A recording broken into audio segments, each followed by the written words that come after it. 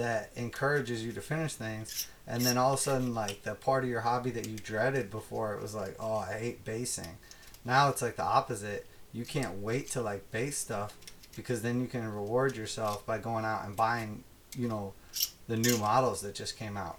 So then essentially, like, you know, Games Workshop's release schedule or whatever is like motivating you to get out there and keep up with your hobby stuff. And, you know, one thing that a lot of, like, I think a lot of, like, spouses, you know, whether it's like a, you know, husband and wife, or just like boyfriend and girlfriend, or whatever your situation is, it might be wife and husband, I don't know.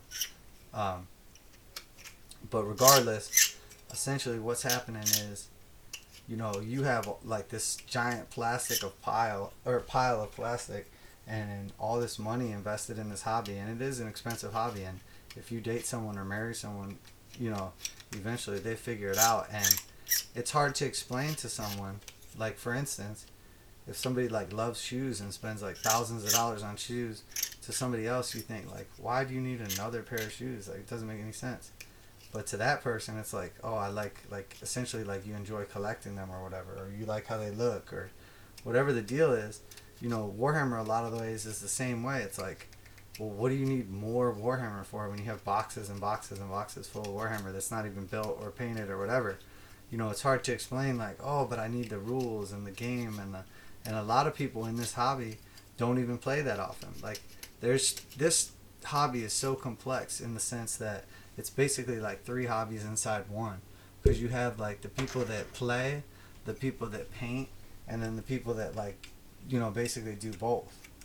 And there's so much more to it than that. That's like the super simplified version. Oh man, I think I am going to be one short, because I don't have the one to make out there.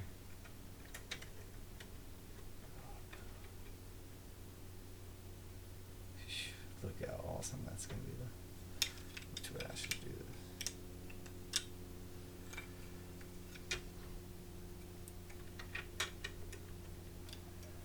Yeah, I think I really did end up exactly one short.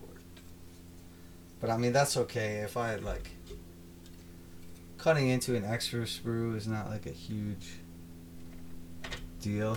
It's not like I'm like, oh, now it's just going to be sitting around going to waste. I'll just use whatever's on that sprue to, like, build up the board more in a different way. But yeah, essentially, that's pretty much the walkway. We almost have it done. There's still a little more, but I'd say we got at least as far as we were hoping to in this situation. We could go a little further with it. Get these up here. I wouldn't mind seeing, like, what some railing looks like kind of sprawled out on here and everything. It's definitely like a nice catwalk. It's solid though. Like, when I pictured the catwalk, I kind of pictured it like a little bit more of a, I don't know, just like skinny, like not that much to it, kind of like, you know, floating catwalk type deal. This is obviously like a little bit more of like the serious, like, hardcore catwalk. But I mean, I don't dislike it or anything. It's definitely awesome. This is just, this isn't really a catwalk. It's more just like the next level of the underhive. But that is kind of fun.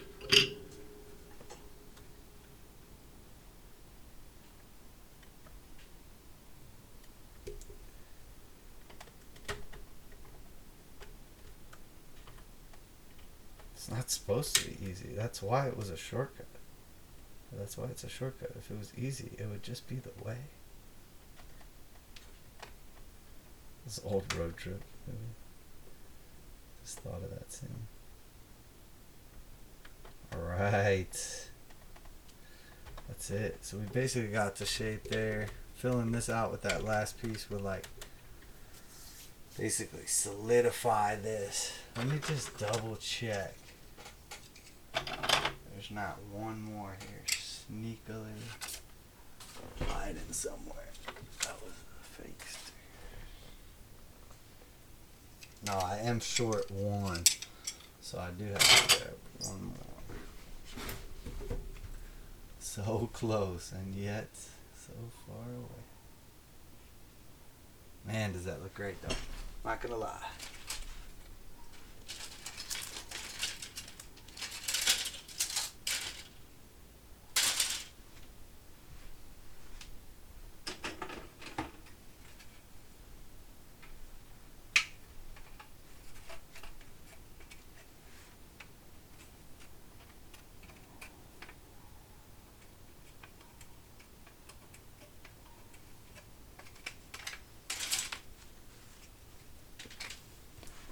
Honestly though, with this massive catwalk, like I'm gonna need so many of those little railings, so it's kind of nice to have all these extra ones. I'll put some of the ones on the lower levels, but probably not many. Probably just a couple little key ones. But I think for the top part, I may actually glue some of these up here, because they don't stay on all that good, and they are a pain when they fall off, and then you're like trying to like hold the board still so you can press them back on. So I think probably like on this catwalk at some point in time at least, maybe like when I get it all set before I do paint here, I'll probably go around and glue on the railings. But we'll see. I haven't made up my mind for sure, but I definitely was toying with the idea and I like it so far. I know like the old Zone Mortalis tiles had like a reputation for warping or being warped when you got them. Pretty much anything from Forge Road does. But my tile's actually like a little bit warped. A few of them were. I noticed when I opened up the box, and I was surprised. I thought about like heating them up maybe and kind of trying to get the shape back a little bit. But I didn't mess with it. I don't know. I may. We'll see. Yeah, that doesn't like quite want to line up now. But we got the general idea.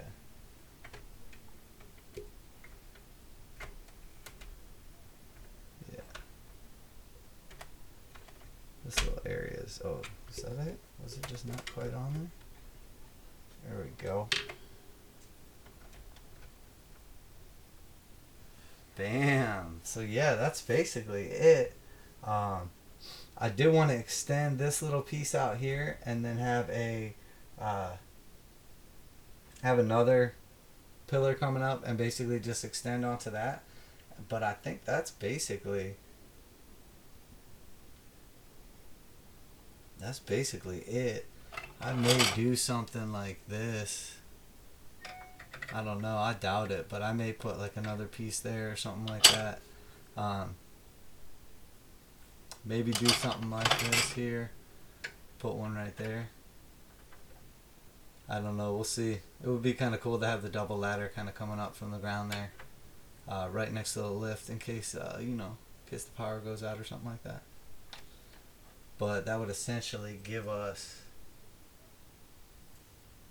Which way would that have to go?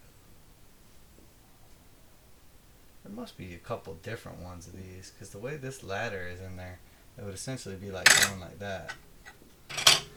But yeah, that's the basis of it. I mean, that catwalk definitely takes it to the next level, versus picturing it in my head. I think the next thing to do is to basically like throw some railings on it, get the basic shape, decide like a couple extra things that I want to glue like permanently.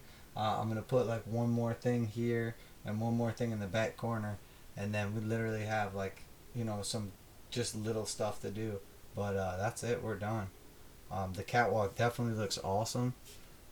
I feel like once it has a bunch of these railings all over it, I'll have to go through and cut out a bunch of them. And you could put them wherever you want, but I feel bad for the dude that's running around on the top catwalk and gets bratted, falls off the edge. Get like that 9-inch fall. The Necromunda bros ain't ready for that big boy fall. 9 inches. Straight to the floor. But yeah, that looks pretty awesome. Definitely a big fan of this stuff. I mean, obviously if you've watched any of these videos, I don't have to tell you that I am very impressed with what Games Workshop did with all the Zone Mortalis stuff. They did an absolutely phenomenal job. And I'm definitely looking forward to seeing what they do with the kits in the future. Not only like just releasing these in a different way, but just like the different, the different ways that they like expand on the range, with other accessories and things like that. So definitely a big fan though. Appreciate you guys coming back and checking us out today. That's our Zone Mortalis catwalks, and kind of how I planned that out. And you know, the finishing touches sort of on this setup before it gets broken down and sent to paint, so that you know, we can take it to the next level and finally get some fun games on this new table. So there we have it, guys. Warhammer Man Studios. I'm Warhammer Man signing off.